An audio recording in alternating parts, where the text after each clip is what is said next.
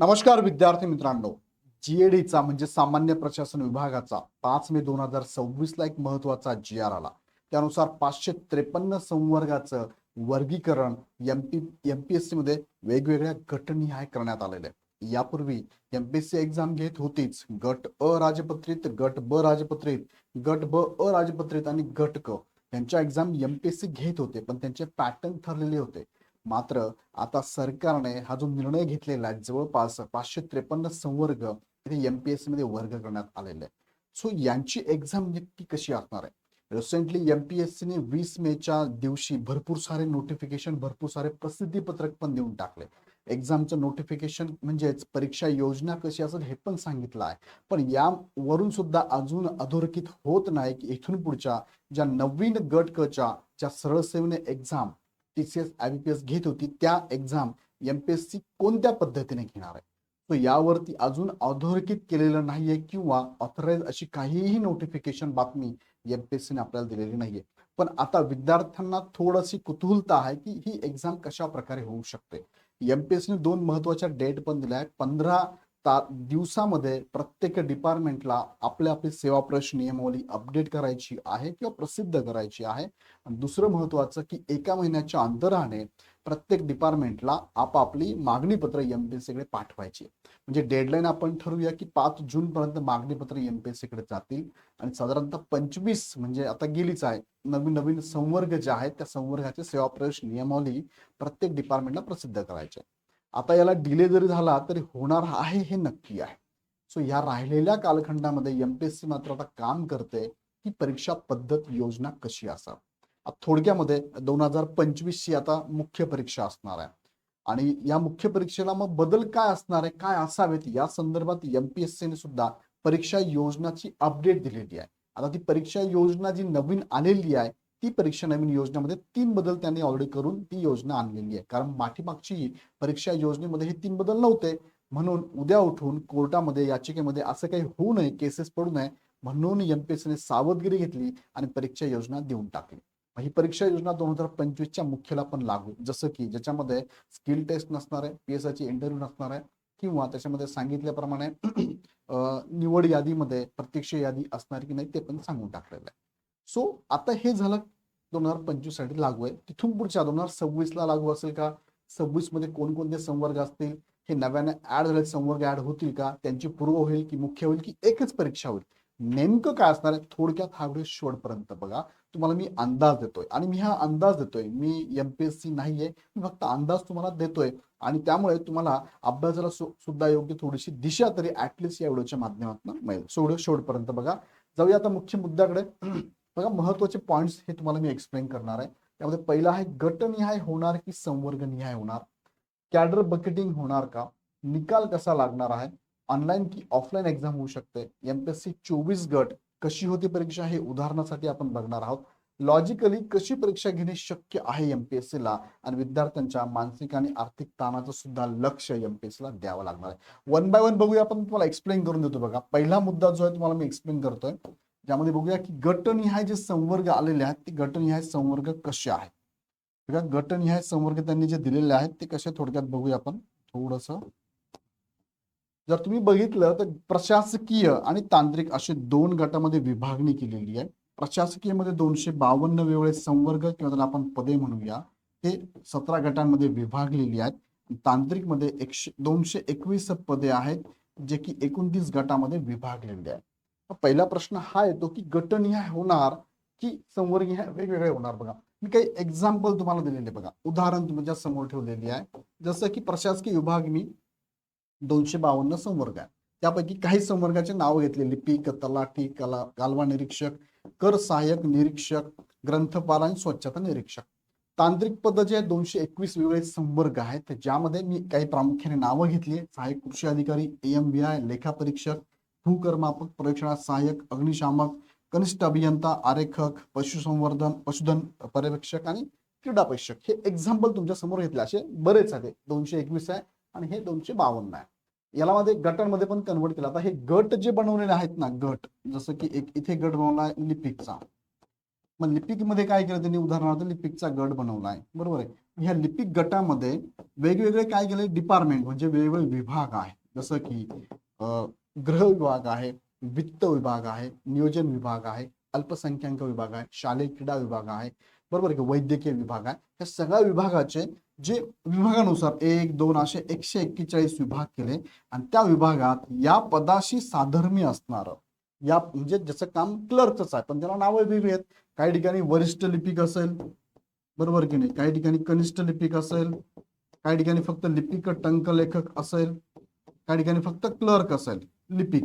अशी वेगवेगळी ही 141 डिपार्टमेंटची ही पदं या विभागामध्ये जे असतात ते सगळे एका गटात टाकले म्हणजे यांचा एक गट बनवलाय. असे गट तुम्हाला बघायला म्हणजे लेखापालचा एक गट आहे नाही का, असे गट बनवले ज्यांच्यामध्ये एकत्र काही नाहीच आहे ते वेगवेगळे पण ठेवलेले आहेत ते गट. जसं की तलाठी वेगळा संवर्ग ठेवलाय, जसं की कालवा निरीक्षक सेपरेट गट आहे त्यांचा, त्यात कोणीच नाही ते एकटेच आहे, बरोबर की नाही. मग असे वेगळे केले सेम तुम्ही इथे पण बघू शकता. ओके, सगळ्यांचं मी सांगत नाही, एक्झाम्पल घेतले लिपिकचं. आता मी थोडा पुढे घेऊन जातो तुम्हाला मी.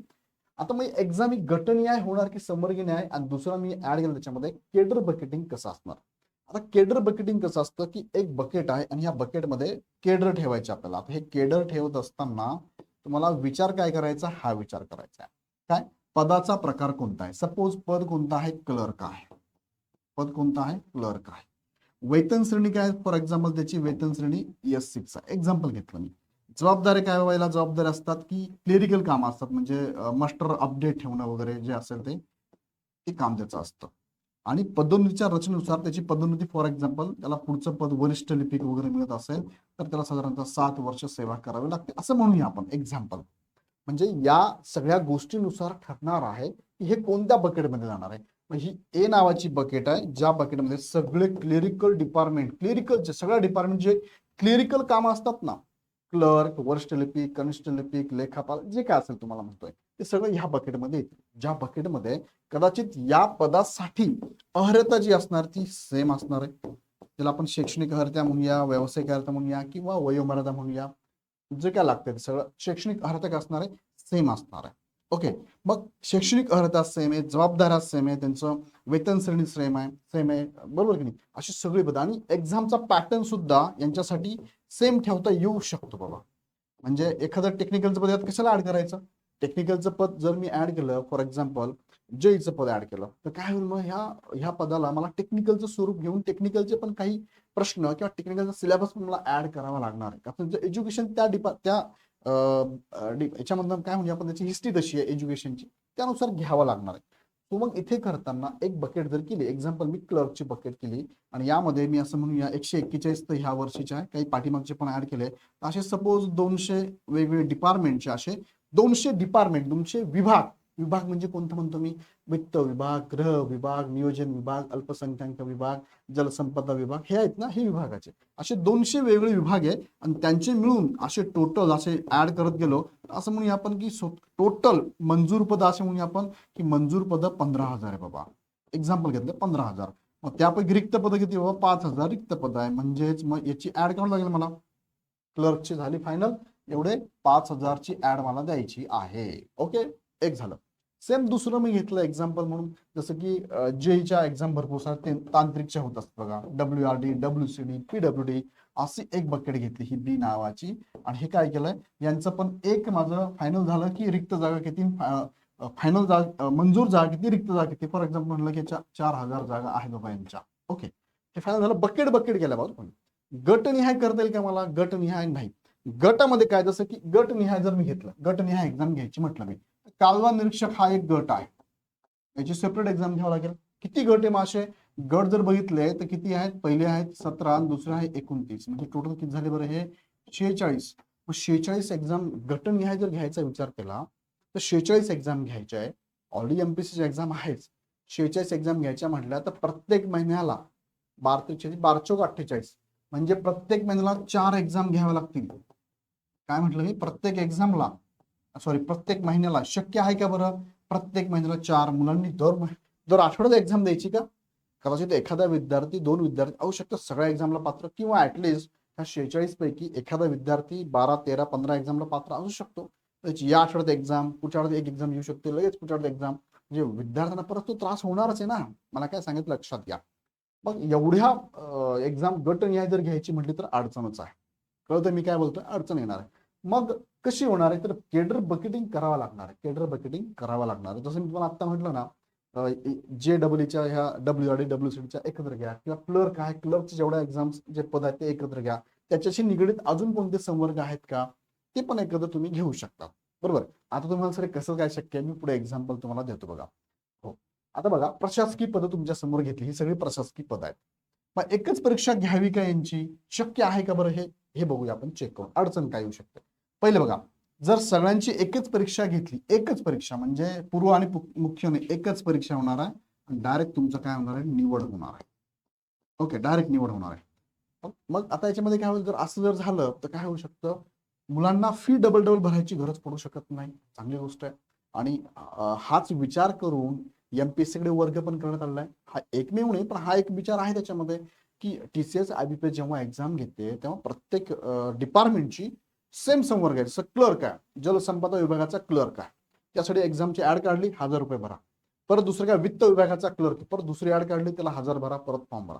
म्हणजे त्या विद्यार्थ्याला अभ्यासही सेम करायचा आहे, पद पण सेम आहे, पदाचं सगळं जबाबदाऱ्या पण सेम आहे, तरी पण वेगळ्या ऍड निघतात, वेगळ्या फी भरावं लागतात, परत अभ्यास करावा लागतो, परत एक्झाम द्यावं लागते. बरोबर की नाही? मग हे काय झालं, मानसिक आणि आर्थिक त्रास मुलांना होतोय की नाही? होतोय. मग एकच परीक्षा घेतली तर काय होऊ शकतं? फीची अडचण मुलांची जी आहे ना, मुलांची म्हणजे सगळ्याच मुलांची आहे, आणि याच्यावर आंदोलन पण भरपूर झाले, एवढी फी घेतात ते. सो ही एक अडचण कमी होऊ शकते एकच एक्झाम घेतली तर. पुन्हा पुन्हा अभ्यास करायची गरज आहे का? म्हणजे मी आता म्हटलं ना तुम्हाला, काय सपोज WCDची क्लर्कची एक्झाम आली, बरोबर, त्यानंतर वित्त विभागाची क्लर्कची एक्झाम आली, त्यानंतर काय गृह विभाग असेल तिची पण क्लर्कची एक्झाम आली. प्रत्येक वेळेस तुम्हाला पुन्हा पुन्हा अभ्यास, अरे तेच आहे, मराठी, इंग्लिश, गणित, बुद्धिमत्ता आणि GK GS. इथे अभ्यास करा, तीच एक्झाम, परत अभ्यास करा, तेच, परत, म्हणजे मुलांना सातत्याने अभ्यास करावा लागतोय, तोच तोच तोच तोच तोच पॅटर्न आहे. इथे कधी टीचर, तिथे IBPS, टीचर IBPS, तिथे MPSC घेईल सपोज. पण MPSC ला पण मग अशा वेगळ्या ऍड काढून घेणं कितपत योग्य राहील? नाही योग्य राहणार. सो ते काय करणार? केडर पिकेटिंग करणार आहे. हा पण फायदा होईल मुलांना, की पुन्हा पुन्हा अभ्यास करायची गरज, किंवा सेम परत परत काय करायचं बाबा, एकदाच काय असेल ते घ्या ना, ठीक आहे, ह्या त्रास कमी होईल. संख्या आणि परीक्षाचं नियोजन करायला बघा, सेपरेट सेपरेट MPSC ला करायचं म्हटलं तर विद्यार्थ्यांची संख्या, फॉर एक्झाम्पल तुम्ही क्लर्कची ऍड काढली, तुम्ही उदाहरण घ्या लिपिकचं, किंवा तुम्ही उदाहरण घ्या तलाठीचं. तलाठीला जवळपास मागच्या वर्षी तर 13, या वर्षी 15 लाखापर्यंत फॉर्म येऊ शकतो. बरोबर आहे. 15 लाख जर विद्यार्थ्यांची एक्झाम घ्यायची, परत हे सेम विद्यार्थी परत एक दुसरी एक्झाम आली, फॉर एक्झाम्पल दुसरी आली की क्लर्कची एक्झाम आहे, त्याची एक्झाम आली, इथे सुद्धा विद्यार्थी 10 लाखापर्यंत फॉर्म भरू शकतात. मग हे नियोजन करणं सोपं आहे का बरं? विद्यार्थी संख्या बघता, एवढी संख्या आणि परीक्षा नियोजन सेपरेट सेपरेट घ्यायचं मला शक्य आहे का? नाही होणार शक्य.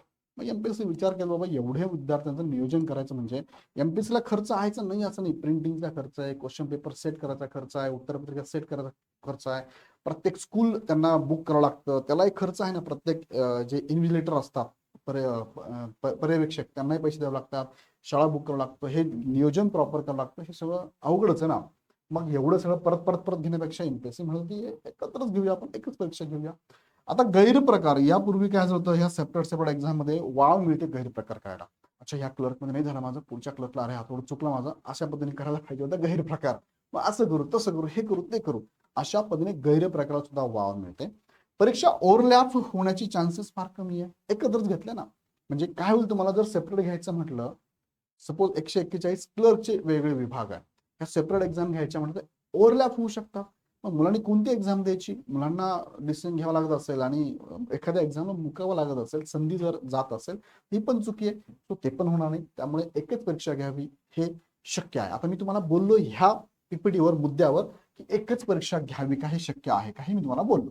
तुम्हाला कदाचित पटलं पण असेल. पटलं की नाही? हा, मी पुढचा मुद्दा तुम्हाला सांगतो. दुसरा मुद्दा बघा, पूर्व आणि मुख्य घ्यावी का, अडचण काय? बघा, लिपिक, हे सगळे तेच, मी उदाहरण तेच संवर्ग घेतले, प्रशासकीय पदं घेतले. पूर्व आणि मुख्य घ्यावी का? आता एकच जर एक्झाम घेतली, म्हणजे काय, फक्त एकच एक्झाम डायरेक्ट सिलेक्शन तुमचं केलेलं आहे, तर अडचण काय होऊ शकते बघा. म्हणजे सगळ्यांची एकत्र घेणं शक्य आहे का? एकच एक्झाम सगळ्यांची घेणं शक्य नाही. मग आता मी उदाहरण घेतलं की क्लर्कची एक्झाम एकत्र घ्यायचं ठरवलं, JEE ची एक्झाम एकत्र घ्यायचं ठरवलं, किंवा भांडारपाल याची एक्झाम एकत्र, होईल का शक्य हे? नाही. यासाठी केडर बकेटिंग तुम्हाला करावं लागणार बघा. केडर बकेटिंग करावं लागेल. बरोबर आहे, केडर बकेटिंग करावं लागणार आहे. दुसरा मुद्दा का तुम्हाला सांगतो बघा. दुसरा मुद्दा की विद्यार्थ्यांना पूर्वपरीक्षा का घ्यावी, मुख्य परीक्षा का घ्यावी. जसं की तुम्हाला माहिती असेल, एक्झाम्पल मी तुला राज्यसेवेचं पण देतो. पूर्वपरीक्षेला फॉर्म भरण्याची संख्या प्रचंड असणार आहे. मग जसं राज्यसेवा काय करते की वेगवेगळे संवर्ग राज्यसेवेचे, जसं की आतापर्यंत 6 संवर्ग होते. त्याला आपण म्हणूया की वैद्यकीय विभाग होता, त्यानंतर कृषी विभाग होता, अभियांत्रिकी विभाग होता, राज्यसेवा विभाग होता आणि अजून इतर होते. या सगळ्यांची पूर्वपरीक्षा एकत्र घेत होते. पूर्वपरीक्षा कशी होणार आहे, एकत्र. मी तुम्हाला राज्यसेवेचं एक्झाम्पल तेच देणार आहे. बरोबर आहे, राज्यसेवेचा रेफरन्स आहे ना, तो तोच आहे माझ्याकडे. की यांची पूर्वपरीक्षा काय होत होती बरं, एकत्र होत होती. एकत्र होत होती आतापर्यंत आणि पुढे पण असणारच आहे. आणि मग मुख्य परीक्षा जी आहे ना, मुख्य परीक्षा ही वेगळी होत होती. कशी, एकत्र म्हणजे उदाहरणार्थ घेतलं मी काय, राज्यसेवा. राज्यसेवेमध्ये किती संवर्ग आहे, जवळपास 57 संवर्ग. डेप्युटी कलेक्टर, त्यानंतर DYSP, तहसीलदार, नायब तहसीलदार, शिक्षण अधिकारी, उपशिक्षण अधिकारी, असे वेगळे 57 संवर्ग होते. त्यानंतर दुसरं म्हणूया आपण अभियांत्रिकी सेवा. अभियांत्रिकी सेवा यामध्ये पण विद्यार्थी फॉर्म भरतो. त्यानंतर म्हणूया आपण कृषी सेवा, बरोबर की नाही. त्यानंतर वैद्यकीय सेवा, बरोबर आहे. यांच्या सगळे हे सेवा गट होते. किती सेवा गट होते, 6 सेवा गट होते.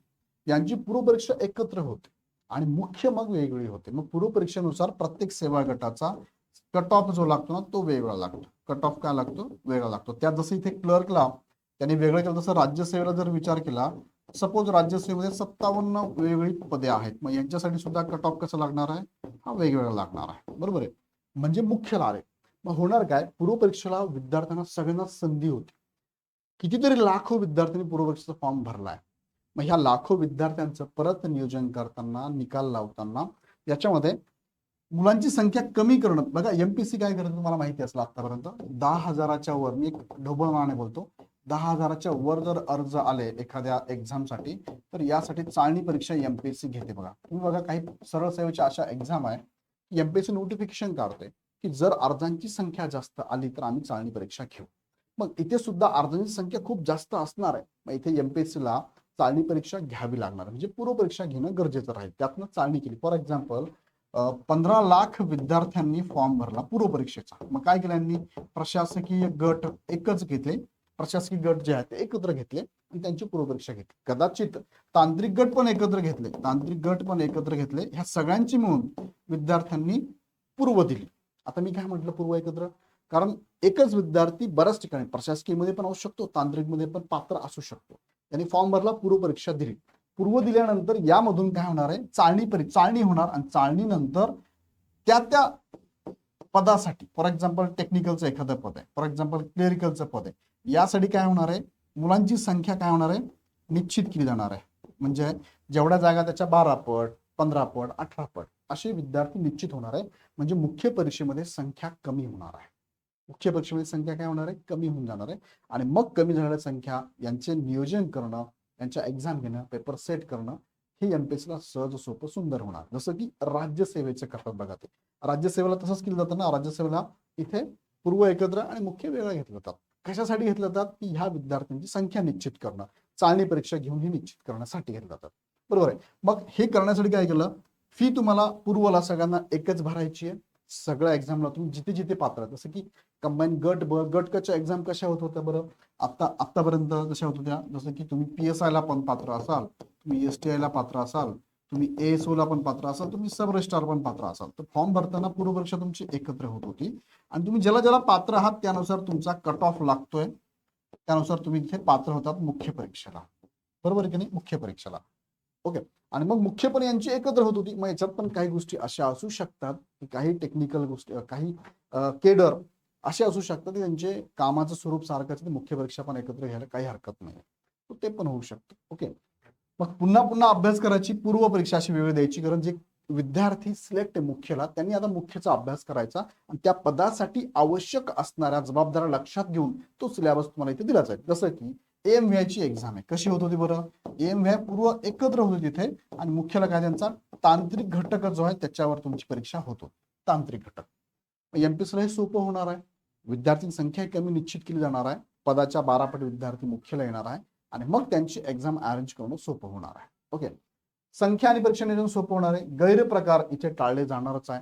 नो डाऊट पूर्वपरीक्षेमधनं जे विद्यार्थी पुढे येतील, जो खरंच टॅलेंटेड आहे, हुशार आहे, तोच विद्यार्थी मुख्यला असेल आणि मग त्याची आता मुख्य परीक्षेद्वारे तुमची डायरेक्ट सिलेक्शन होऊ शकतं. म्हणजे गट कला तुम्हाला असंही सरळ सेवेला गट कला तुमची मुलाखत नसणारच आहे. सो मुख्य परीक्षा महत्वाची, ते विद्यार्थी येतील आणि डायरेक्ट फायनलमध्ये जातील.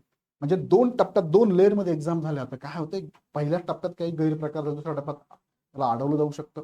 म्हणजे इथे गैरप्रकाराला लेअर बसणार आहे, तेवढं सहज सोपं सुंदर होणार नाही, आता होणारच नाही. एमपीएससी मध्ये परीक्षा ओव्हरलॅप पण होण्याचे चान्सेस फार कमी होऊन जातील.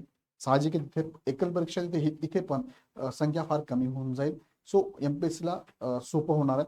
जसं की एकत्र घेणं म्हणजे खूप विद्यार्थी आहे, खूप लाखो विद्यार्थी, गडबड होऊ शकते. आता दोघांमध्ये ना काही गोष्टी कॉमन आहे, काही वेगवेगळ्या आहेत.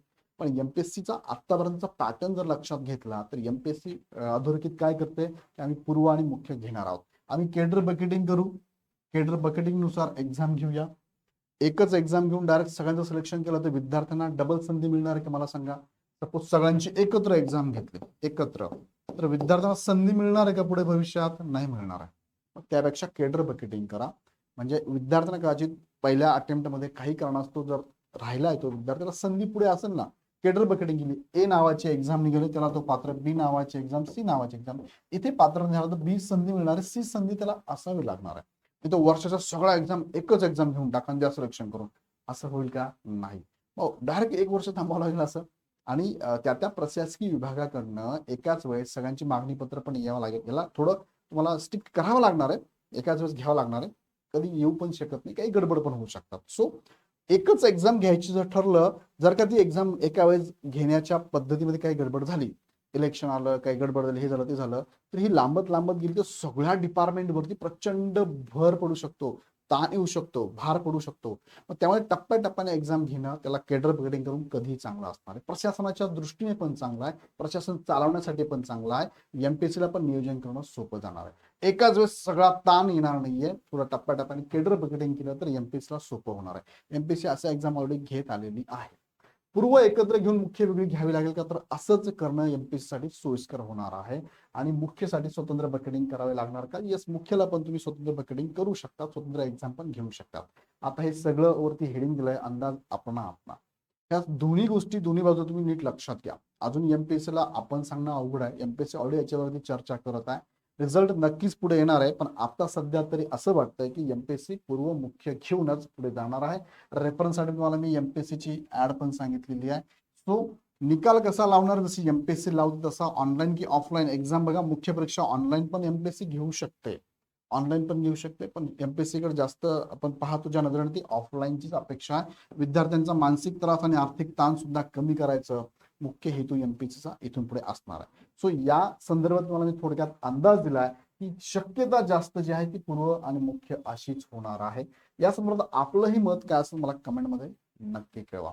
आता विविध मुद्द्यांवरती मी बोललेलो आहे, काही मुद्दे अजून मी सांगायचं राहिलं, जसं की निकाल कसा लागेल, मग नाही का कट ऑफ कसा लागेल, मग प्रत्यक्ष याय तर नाही लागणार, मग काय याच्यावरती पुढे बोलतो. पण याच्यावर तुम्हाला काय वाटतं, मला सध्या परीक्षा पद्धत कशी असू शकते हा एक अंदाज मी ह्या व्हिडिओच्या माध्यमातून तुमच्यापर्यंत पोहोचवला. तुम्हाला काय वाटतं मला कमेंटमध्ये नक्की कळवा. आणि अशाच नवनवीन व्हिडिओ बघण्यासाठी चॅनल सबस्क्राईब करून बेल आयकॉन क्लिक करा. अधिक माहितीसाठी खालील नंबरवरती कॉल करून पण माहिती घेऊ शकता. पुन्हा व्हिडिओ आपण नेक्स्ट व्हिडिओमध्ये. धन्यवाद.